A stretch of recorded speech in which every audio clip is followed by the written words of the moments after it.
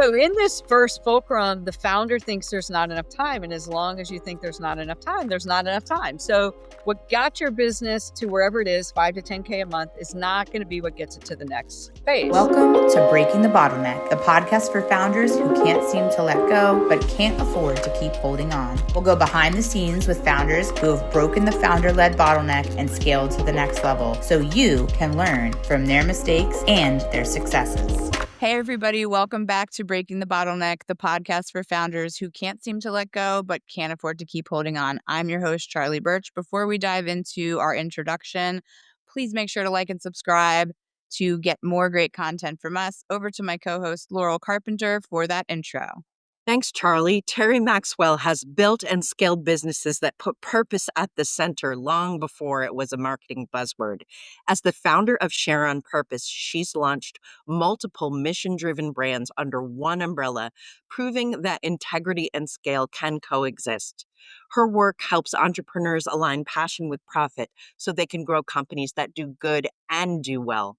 On today's episode, Terri brings her insight as both the founder and a systems thinker to the real question we're asking: how do you let go and let scale without losing control or your soul? Hey, Terri. Thanks for being here on the show with us today. We're going to go ahead and jump right in with a big question.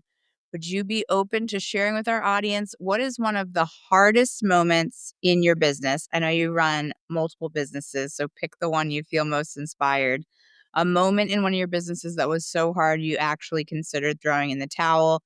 How did you turn it around? So I've actually considered throwing in the towel more than once. I still consider throwing in the towel at least once a quarter.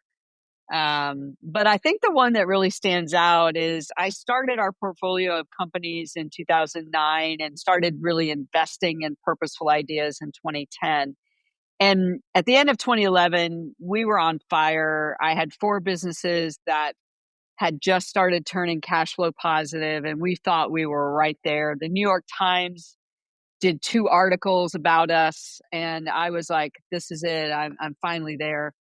And then on January 12th of 2012, the first business failed. 2 weeks later, the second business failed. A month after that, the third business failed. 2 weeks after that, the fourth business fails. And so we went from 4 businesses being cash flow positive to losing $30,000 a month. Yeah, right. And I had set aside. I'd already invested twice of what I thought I was going to invest, and I had set aside a couple $100,000 that I thought would get us through the whole year. And at $30,000 a month, we were running out of cash quick, and I thought it's over. I'm going to lose it all. I'm going to lose my entire investment.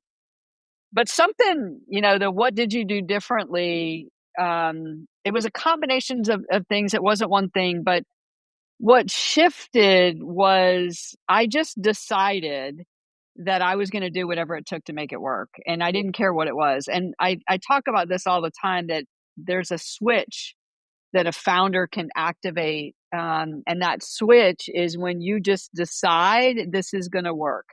And that is what happened. It wasn't hoping, wishing, and wanting anymore. It was, it's going to work and I'm going to figure it out. And then it was a combination of things. And so what I always go back to is it's the switch. It's not the what you do after, but that when that inner switch flips and you decide you're going to make this work, that's really the key. I love that because, I don't know if you're a parent. I'm a parent. I have 2 young kids at home. I was a late arrival, right? My first son was born when I was about 35, which is late in life in the grand scheme of things. And I feel like that happens when you become a parent, right? You have that switch. And I talk a lot about how raising a brand is a lot like raising a child. You have to let it be itself. You can't insist that it just be an extension of you. You have to let it take on a life of its own. You have to let it make mistakes on, when you bring on new team members, things are going to go sideways. And if you just grip and you helicopter, you will stifle growth, right? And you can't have this codependence and this enmeshment. So I love that idea that switch that goes off, that just because you just can't give the kid back. You just can't give the business back, right? But I'm curious if you could walk us through, what do you think went wrong Oh, that wow. That, that created such a drastic cliff drop? Like what, and was it the same thing throughout all businesses that created that ripple effect, or was it something different in each instance? Like what was that turning point that created that yeah. fall? In each of the businesses, it was something different. One of them lost a large client. Another one, the founder just had a nervous breakdown, and I invested a lot of money in her business, and yeah, she's in the hospital. And the third one is they made a major mistake, and all their clients were mad. And the fourth one, I can't remember what the fourth one was. It was inconsequential at that point. But I'm my I think one of my saving graces is I try not to point externally, and I try to always say, okay, what did I do to create this? And there were some patterns. One is I attracted people that were codependent. And I think that's a common mistake that founders make. And we get people on the team that are codependent, and then we're like, well, nobody can do it but me, which was kind of the story I was telling myself, is I'm the only one that can make this work. And I call that the Atlas complex, right? We all have this Atlas complex that I'm the only one that can do this. So that was, I think, a big thing. The second thing is that I really was trying so hard to make a difference that I didn't allow people to have their own journey. And I think that we do that with the business. I don't have children because I can't even raise my dog, so I don't know how you do that. But I say that all the time, that building a business is like having, or what I imagine having children is, you really do have to let the business teach you, and it does teach you. Your business is always just like your children. It's always reflecting back, what your mindset is. It's always reflecting back what you need to heal, learn, or release. And so that was really it, is I really had, I really was trying so hard to do it and save these people and all that kind of stuff, that I set myself up for failure. And then that Atlas complex of I'm the only one that can do it, and I have to step in and save this whole thing, really it boiled down to that. Yeah. No, that's really, I mean, so much of what we do at Humanized is creating the systems and infrastructure around brand that give founders the confidence that somebody else, even if they can't do a them job, can do a good enough job, right? Or maybe even a differently better job, a differently as good job. I'm curious, one more thing that you said, and that I want to hook back to, because I know you are focused in this purpose-driven business space, which I super respect and appreciate. And, we talk a lot about integrity. And of course, there's the internal moral integrity of an individual, but we talk about brand integrity from like a structural sense, and making sure that you set, meet, and exceed expectations, and that that's the true purpose of brand. But you also said, I decided I was going to do whatever it takes. So can you talk a little bit about the tension between honoring purpose driven and integrity and doing whatever it takes? Because I think there's like a line there where like you're not really going to do whatever it takes, right? But you are going to keep showing up and not throw in the towel. So like what is that tension point?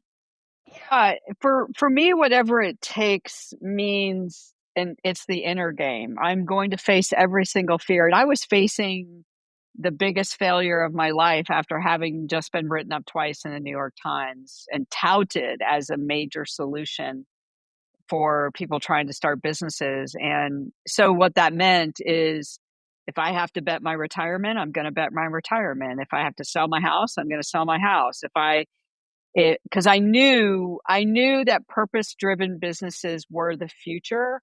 And I knew that I had some unique tools and perspective. And even though they weren't working at this point, and it didn't appear as if purpose driven businesses could be successful at this point, I knew that they would be. And so that whatever it took for me meant I'm going to face every single fear. I'm going to chase down everything I need to heal. I'm going to dig in deeper and figure out, where did things go wrong and what do I do differently? And then I'll bet the farm. And I did end up betting the farm, and bet it all. Do you actually own a farm? Sometimes I feel like I do. Sometimes it's more like a circus, where I literally feel like, I mean, I just put all the chips on the table and said, I'm betting on myself and I'm betting on purpose. And so that when I say whatever it takes, it means the inner game of whatever it takes. Yeah, awesome. Thank you so much for clarifying that. I think that's a really important distinction of playing full out was like, or dancing full out is how we would talk about it in my background and in Laurel's background. And you can feel the difference in the presence that shows up. And it doesn't surprise me at all that when you're able to harness that inner full out, that, you know, things can start to turn around. So for those of you that are listening to this amazing insight from Terri, please make sure to like and subscribe to the show. And if you're looking for a really structured way to answer some of these questions about internal integrity and when we're going to play full out, what that actually looks like, passing the buck, head over to our website to engage with our brand IDQ brand generator tool. Laurel, I'm going to pass to you for this next question of the scaling journey, which in Terri's case has many forms, Sure. many scaling Yes, journeys. thanks, Charlie. Terry, I'm very curious what happened next after um, you had gone on this journey of seeking healing. And I really loved what you said about how your business is your biggest teacher. I relate to that very much. So what did it teach you and where did you take it next? Yeah, so after we survived, and I did whatever it took. So I literally went and got a large project and was doing delivery full time on that project while I was recovering from these businesses. I literally bet it all, and then it started to work. And so it's 2013. I think it was probably 2014. Things started to work. We got cash flow positive again. We dug out 2015, 2016. 2017 was a phenomenal year. 2016, 2017 were phenomenal years. 2018, my gosh, I'm like, I'm going to get paid back. This is wonderful. And then in October of 2018, our largest business, which was about 4 million in size, had a very large client and they broke their contract. They were having cash flow issues. The contract value was about $1 million. So it was about 25% of the revenue and about 40% of our profit.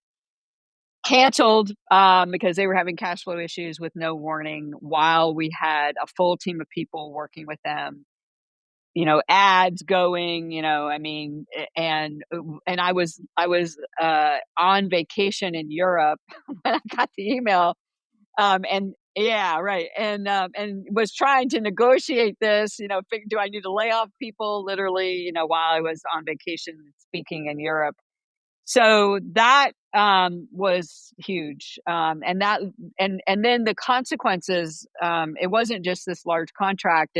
So I had to compassionately lay off people that had been working on this account, and then they were also working on other accounts who were now mad that they lost their person, and literally that business went from about 4 million in revenue down to about 3 million with this client, and over the course of the next 6 months down to about $50,000 a month in revenue. That's how far it fell. And literally took almost all of the portfolio with it because it was sucking out so much cash so quickly. And over the course of that year, I lost about $1.6 million personally, from trying to salvage what was happening from this one business that was cratering. But the thing that's the coolest about that failure, and why because it was scaling, right, is two things. One, I decided in the midst of this, so this is probably Q2 of 2019, and I'm, you know, doing my taxes and I'm really just how much money I lost. You know, and literally we were really doing well, and so it was like crash, you know. I just made a decision that I was going to be grateful for failure. It's the only way I can describe it. And I literally got the word grateful, I don't know if you can see it, tattooed on my arm, literally permanently tattooed on my arm, because I never wanted to forget how it felt to be grateful for failure. Like, it's easy to be grateful when things are working, but this little pivot that I made in my mind that I was going to be grateful that we lost this client and grateful. And it's like, I started thinking about it and I thought, wow, you know, this happened and I started realizing I didn't really enjoy this anyway. And all of these beautiful, wonderful things started coming out of just being grateful for the failure. And I have developed this mantra: this is happening for me, not to me. This is happening for me, not to me. And I just started looking for all of the benefits that would come from that. And the irony of it, Laurel, especially since of how we met, is it opened the door for Shiftco to be born. I would not have had the time, because I was so involved in running and scaling this business that was almost to 4 million. I would not have had the time when the door opened to create Shiftco. And so Shiftco was born after this business completely cratered, and I didn't have all this time that it was going into it because it was so small and I had a team of people that was running it, that I was able to actually shift my attention over to Shiftco. And the good that came out of that, you can't put a price tag on. So, if you ever see me and you see the word grateful, that's a real tattoo, and I mean every word of it. I want to mention what Shiftco is. Actually, this is a good point to just put that into the conversation. So I met Terri because she is the founder of Shiftco, which is a business growth community and platform that's focused on supporting what they call conscious entrepreneurs who want to build impactful and thriving businesses. And as a messaging strategist and copywriter who helps purpose-driven businesses find the magic in their message, I was really drawn to Shiftco. And one of my clients actually brought me in to Shiftco, Erica Steinberg, who's a wonderful fractional CMO. And I'm going to mention her because she was crucial to our being introduced. But Shiftco is this wonderful community that's about business development and also community events. And you can check them out at shiftco.org. And they offer a lot of free events that you can go to and check out the community. And I've had a wonderful experience, not just being part of the networking groups, but actually learning from Terri and other folks who really are tailoring their business towards conscious entrepreneurs. And I want to hand it back over to Terri to say more about that, because what is a conscious entrepreneur to you? I would love to hear more about that, actually. When I started and had my own purposeful awakening in 2009 and started this little purposeful Shark Tank, I thought I was the only person in the world that felt like there has to be a way to do good and make money. And that's really what a conscious entrepreneur is. They're trying to do good and they still want to make money. It's not a nonprofit. It's social impact is kind of considered a conscious business, but truly conscious businesses, they want to make a difference and do good, and they still want to build a thriving conscious business. What we've been able to prove is if you double the size of a conscious business, you triple its impact. They're able to help 3 times more of their clients when you double them in size, because they get more scalable, right? Which is what you guys are talking about. So by helping them not just grow the top line, but really address the scalability of their business and the profitability of their business, they're able to help 3 times more people. The last thing I would say about that is I did a research study in 2020, and then I did it again in 2020, end of 2024. And 50% of all businesses that are started today, around 50%, are started to make a difference as well as make money. And that number has been creeping up over the last 7 years. And today it's almost a half of all businesses globally are being started to make a difference as well as make money.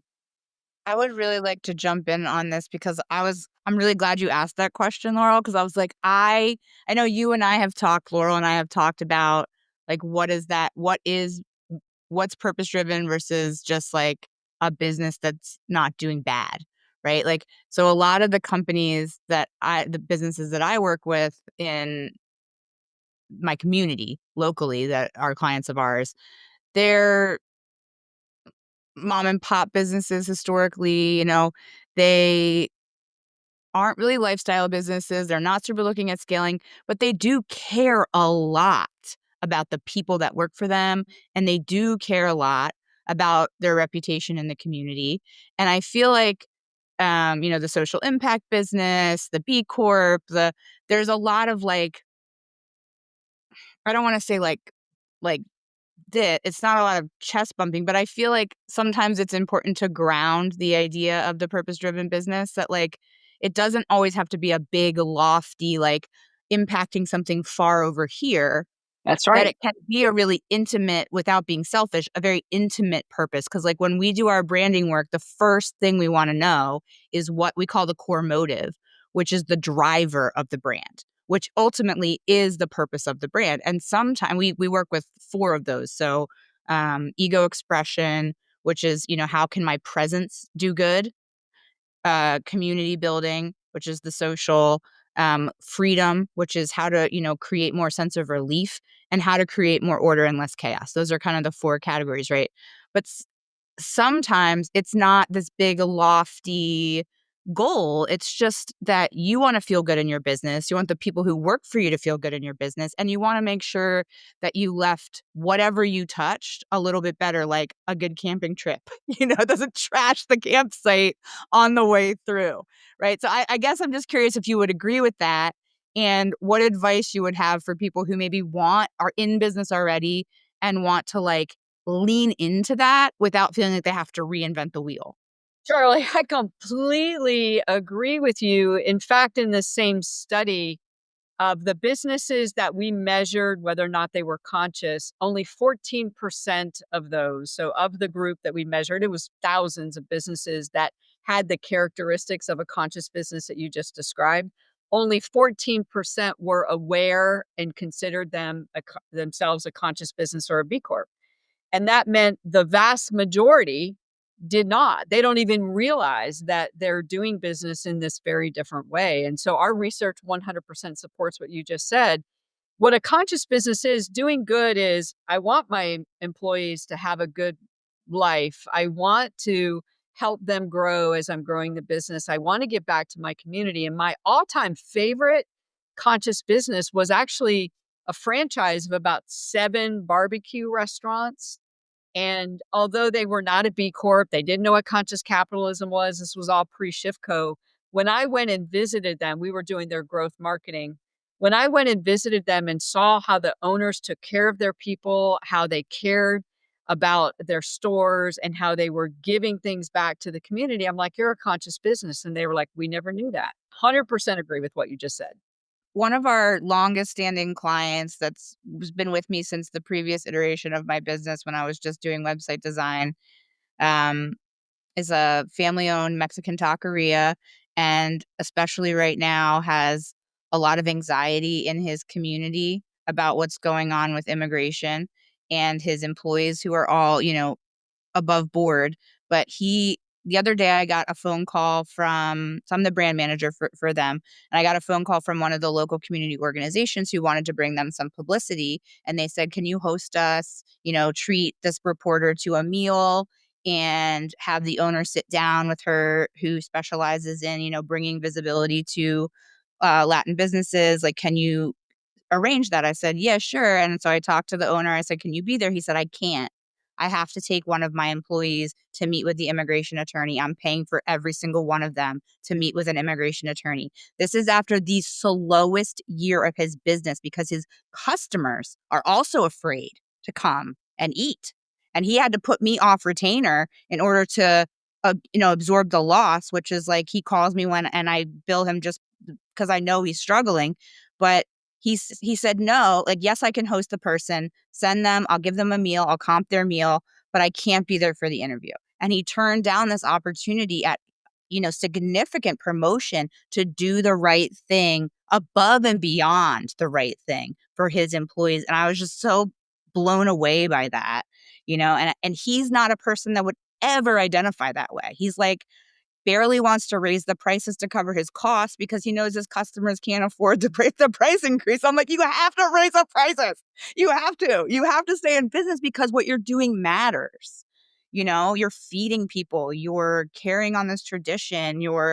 It's important. And so I have to strong arm him sometimes into doing the right thing for himself inside of his business because he could turn a little martyr. But anyway, I know I kind of hijacked Laurel's scaling story there, so I'll pass the microphone back to her, but I just feel like that's a super important layer to address.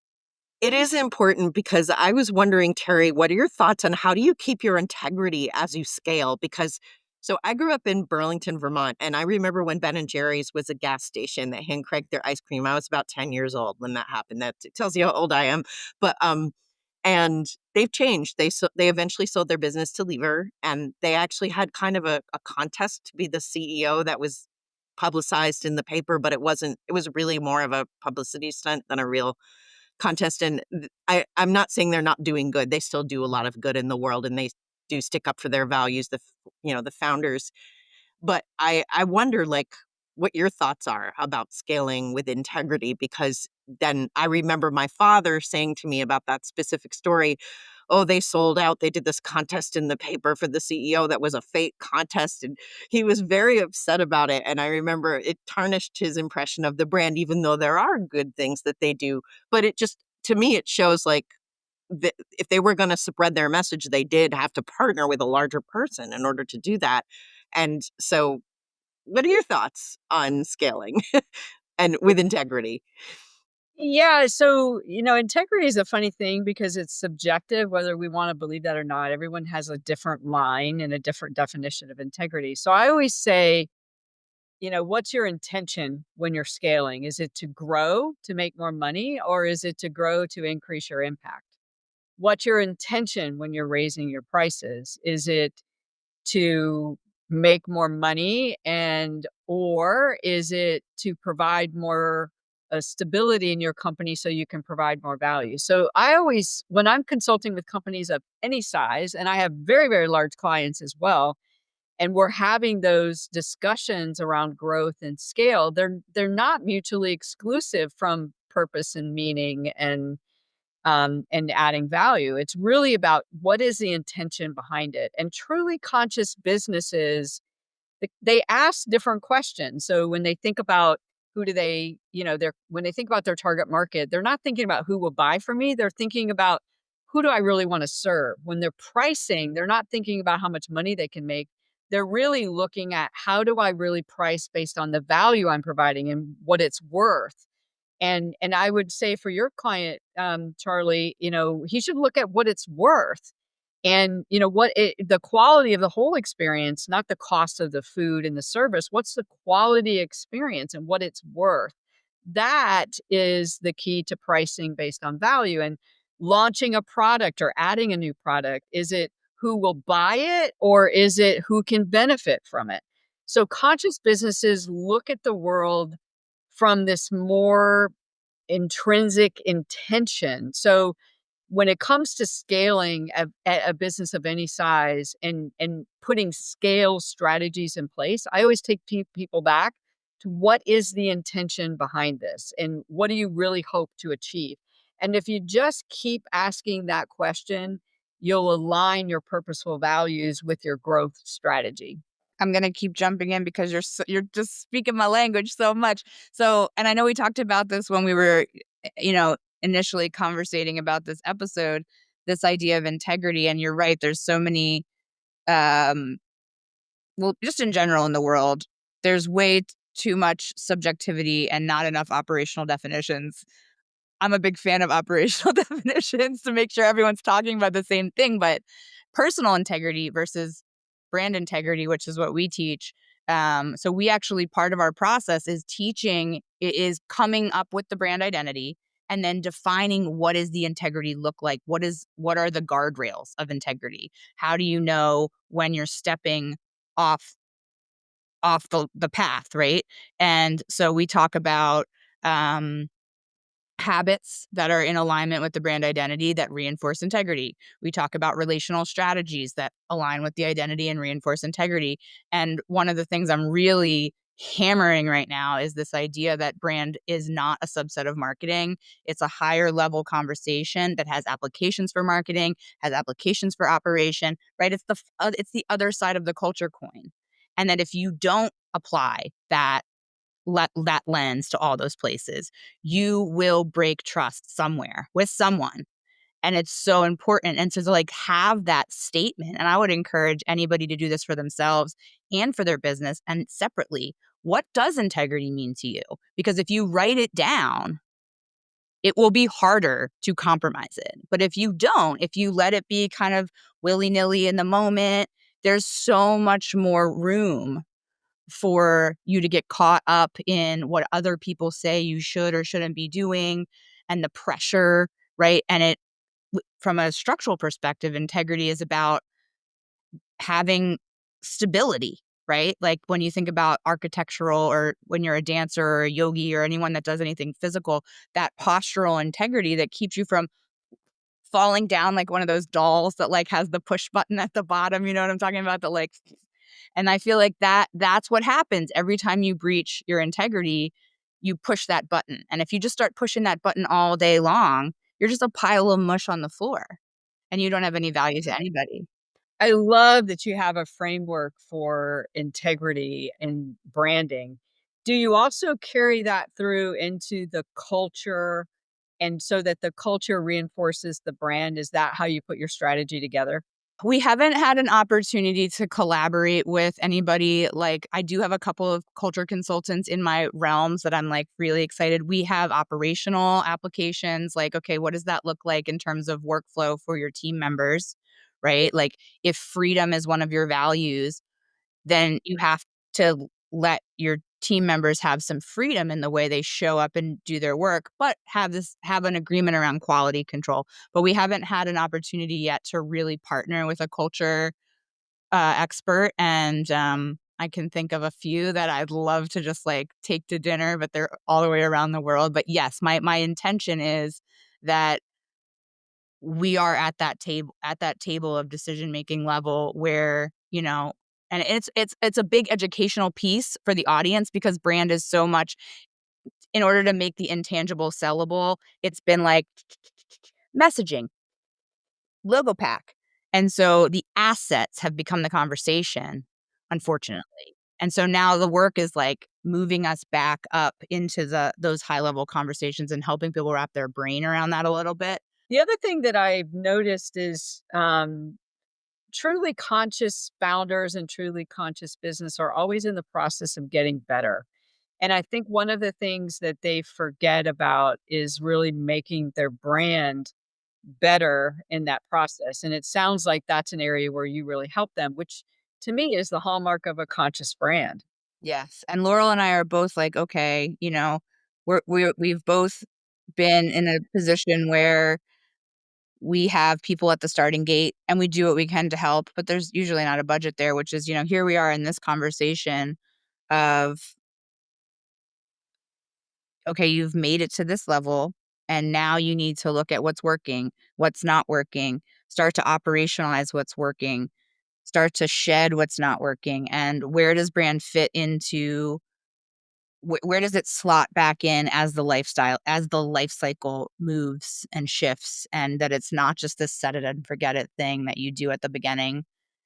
And really, I'm kind of at a point where I would tell people, like, don't invest a bunch in it at the beginning because you don't know enough information. I'm with you on that. I say that. You don't have I the budget to do it right. If you're going to do it right, wait, you know, try some things. And you Pay don't really know, attention. you don't know what really works in the beginning. Right. I am so with you on that, and I'm glad to hear you say that, because you don't even, it's like the child, like we talked about earlier. You don't really know what it is yet when you start. Let's not pretend that you do. Yeah, right, exactly. All right, Laurel, I'm sure you have a million things to add too, and I would love to hear what's rolling around in your head at this point.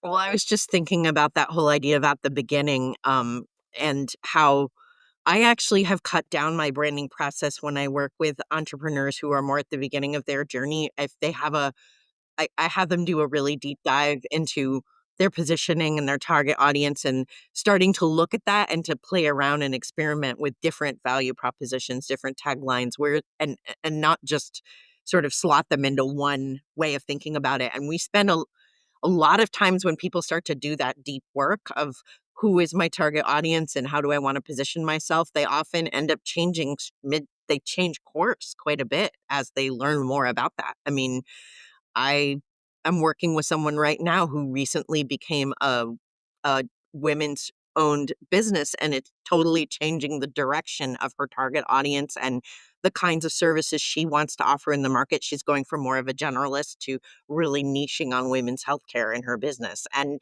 that was a part of the discovery process that she was already doing. And then the work with me has been helpful for her in that regard, because and she feels really strongly about that particular issue. And And there's an energy and excitement too.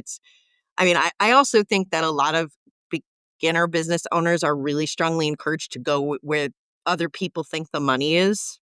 And sometimes if that doesn't feel good, it's not going to work. Like if someone says to you, oh, work in fintech because that's where the money is, or with lawyers, if that's not your jam, if you're not feeling it, it's not going to work. And Terri, I feel like you have given people a lot of permission to have those kinds of feelings. And not that it's bad to work in fintech or with lawyers. That could totally be a great niche. It's a great niche for some people, but I feel like that. How do you help those folks, Terri, figure out like when you're working with more beginner entrepreneurs, like what's something that you tell people, advice that you would give them about how to figure out who's their target audience? Yeah. So the first thing I tell all entrepreneurs, but particularly new entrepreneurs, is there's no magic marketing business success pill, and stop buying into things that you think are. It's just not true. Even in Shiftco, it's not magic. It's a process of figuring out what's right for you. It's not the way I would do it, the way that you would do it. The power is in you figuring out what's right for you, and that includes your target market. And I believe that when you have, businesses have a life of their own, and I believe they are meant to serve the world and their target market in a certain way. And I think that's the power of conscious businesses. So it's really going to take time for you to figure out, who do you love to serve? Who are you best suited to serve? And then the last thing that I always add, probably one of my most famous quotes, is earn from your mistakes. Don't just learn, earn from your mistakes. And that includes target market, packaging, pricing, branding, demand generation, selling. Earn from your mistakes. Like, go into it expecting to fail, not wishing you wouldn't. Go into it expecting that you fail, and just earn from your mistakes. Just make it a little bit better and a little bit better. And man, if somebody would have told me that way back in 2002 when I started my first business, it would have saved me a lot of money and a lot of stress, because like everybody else, I bought into that person has it figured out, and I'll buy their program, and I'll do this and I'll do that.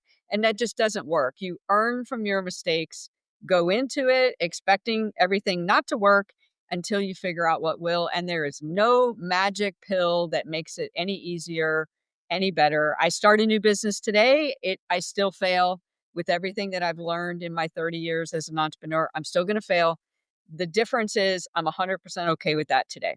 I love that that you go into things and you advise other people to go into it expecting to earn from your mistakes and to expect some failure. I struggle with that a lot myself, so that's a great reminder.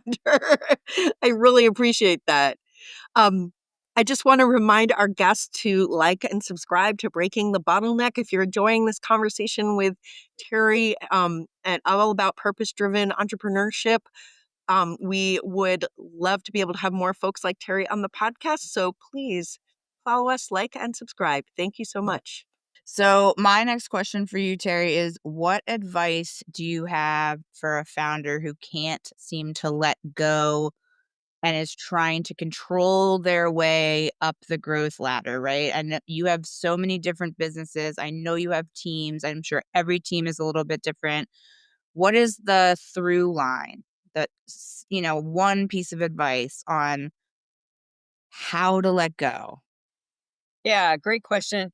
So one of the things that I developed in my earn from mistakes mantra is that what gets you to the phase that you're at is not what gets you to the next business phase of scale.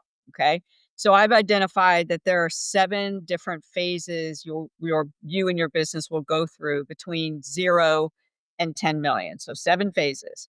But there are 3 distinct fulcrums, and a fulcrum is that little thing on a seesaw that balances the 2 sides of the seesaw. So in any business, if you strip it down, it's supply and demand. No matter what phase you're at, it's supply and demand. So these 3 fulcrums are 3 pressure points, evolutionary pressure points. So in this first fulcrum, the founder thinks there's not enough time. And as long as you think there's not enough time, there's not enough time. So what got your business to wherever it is, 5 to 10K a month, is not going to be what gets it to the next phase.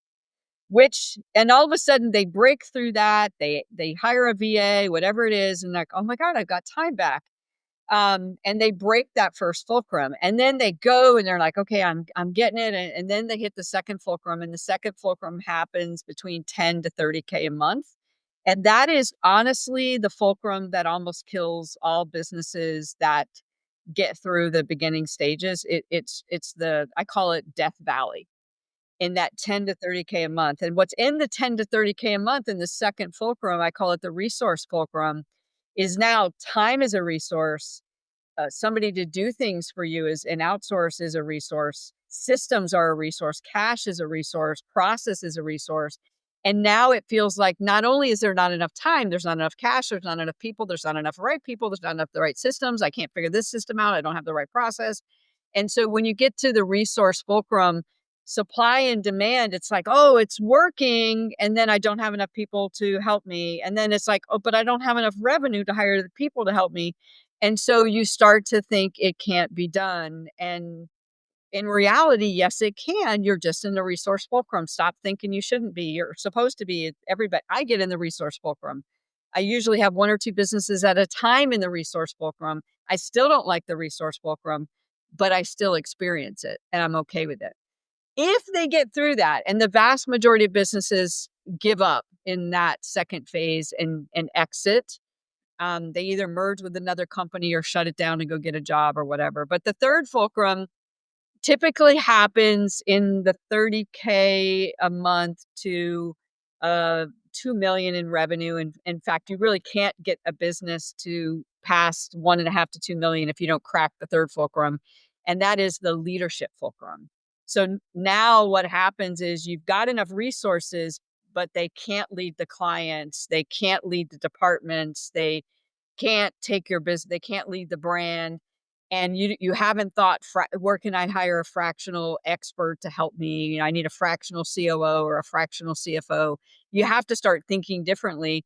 But if you get locked back down into that I can't mindset, then you're like, there's not enough of my leadership time to go around. And so that third fulcrum is tricky. All three are tricky, but it all comes back to what got you to the phase that you're at is not going to get you to the next phase. And if you don't start thinking differently about these fulcrums, you can't scale the business. And so it's about understanding where you are is exactly where you should be: time, resource, or leadership. And secondly, start to think differently about that.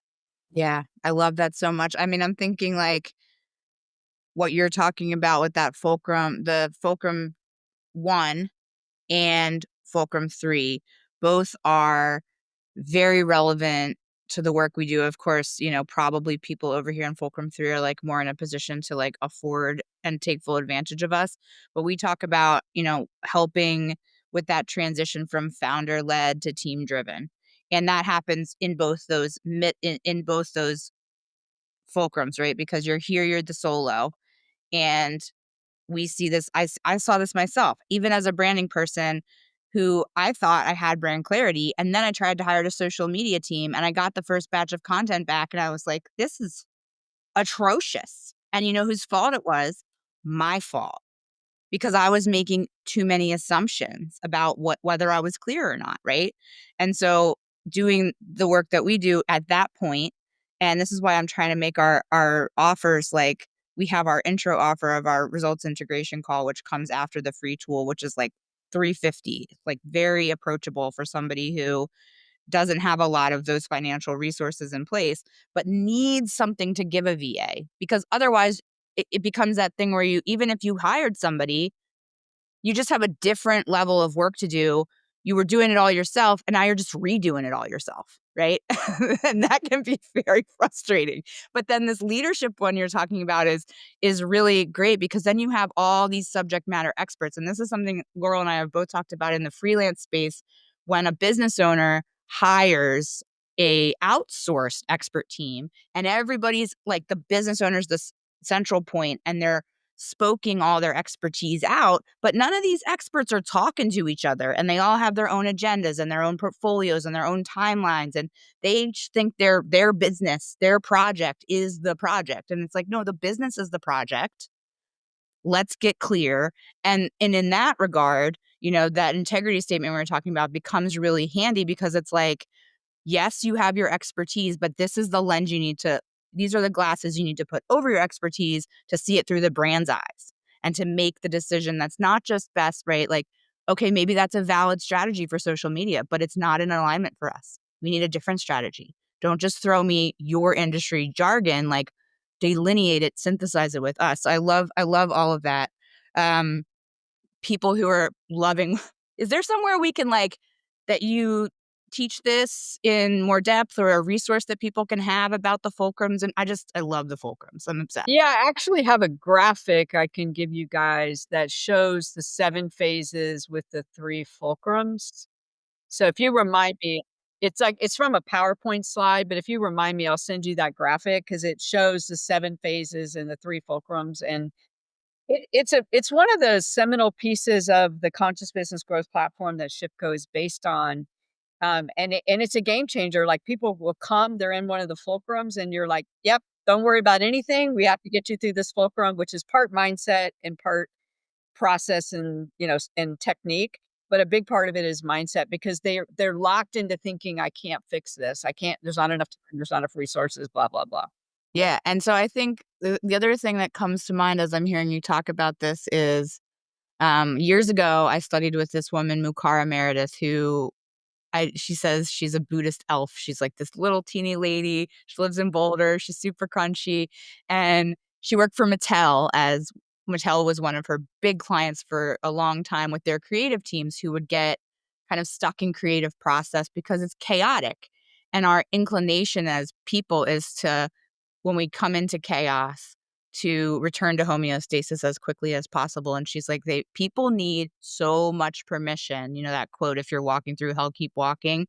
It's completely counterintuitive to do, right? And I hear a lot of what you're saying is kind of similar. Like, when you feel like you're banging up against the wall or you feel like you're walking into chaos, the inclination is to move away from that.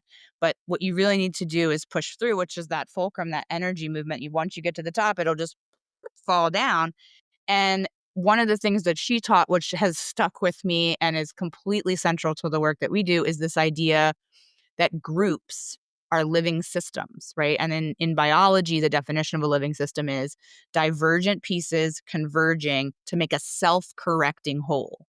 But part of that self-correction is that everything needs to break before it can fix itself again. So she had the stages of connection, chaos, and consciousness, and that it's a constant cycle, because just when you get to consciousness, you're like, oh, this feels so good. But then guess what? You're connecting with that new level of consciousness, and then you have to break it all again to get to that next level, And that's why I talk to people about, like, a brand, an organization, all of it, your internal life. It's all a living system. And if you can trust that the divergent pieces will converge to make a self-correcting whole, and you can learn how to harness that process to steer the self-correction in the right direction, you are miles ahead of everybody else, right? Um, Anything that either one of you want to say off of that before we move to the signature question? Yeah, and I think that to springboard off of that, the business is a living organism and it is changing you. And as you are changing it. And as you add a fractional or a full-time resource, it changes the business and they change the business too. And if you stop thinking it's supposed to be some way or stop thinking it's supposed to be easy, it just feels hard. It's not hard. It just feels hard. It's not hard. Yeah, yeah. It just feels and it might be complex, but not complicated, right? That kind of, yeah. Wonderful. All right. So we're going to wrap up with our signature question, which, as you know from the title of the podcast, our promise to our listeners is insight on how to break the bottleneck and scale to the next level. So if you have one piece of advice for a founder who is just getting crushed to death in their version of the bottleneck, buried alive by their obligations, what is the one super digestible popcorn style piece of advice that you would give to a founder in that current situation to break the bottleneck and rise up to the next phase of their entrepreneurial journey? Yeah, this is my most well-known quote. So, "Earn from your mistakes" is one of the top, but this is my most well-known, and that is, "You get what you focus on." And so what happens is that we focus on what's not working, we focus on what's going wrong, and as long as you are focused on that, you're gonna fail. And my grandfather taught me this lesson as a child, and I had failed miserably in a basketball game in the second half. I'll be real quick with the story. In the first half, I was killing it. Second half, they made some adjustments and they were guarding me differently, and then my focus was on those obstacles, and we lost, and I played horrible in the second half. And my grandfather's the one who showed me my role in that. He's like, "It wasn't the coach, it wasn't the opposing team. You stopped focusing on your goal and you started focusing on the way that they were defending you and the obstacle." And he said, "That's your metaphor for life, Terri, is if you focus on the obstacle, you're gonna get more obstacles. If you focus on what's going wrong, you're gonna get what's going wrong. Focus on where you wanna go, so you get what you focus on." Yeah, I love that. I had a realization around that at one point where I was doing a lot of mindset work that year, and my mantra was, it's easier to replace than erase. Because when you're thinking about not thinking about something, you're still thinking about it. And so instead of, oh, don't think about that, oh, don't do it that way, you have to find something else, right? That you have to find that other thing. And so, like, looking into finding people who have done what you want to do, like listening to this podcast, like, and subscribe to the podcast, y'all, so we can have more amazing conversations with people like Terri. So check out Terri's organization, shiftco.org, where she does live coaching and free events for conscious entrepreneurs. We're so grateful to have her on the show. Thank you, Terri, for joining us. Thank you, guys. Thanks for listening to Breaking the Bottleneck. If you're stuck between doing it all and trusting your team to do it right, no, you're not alone. Subscribe for more behind-the-scenes stories from founders who've let go, leveled up, and stayed true. See you next time.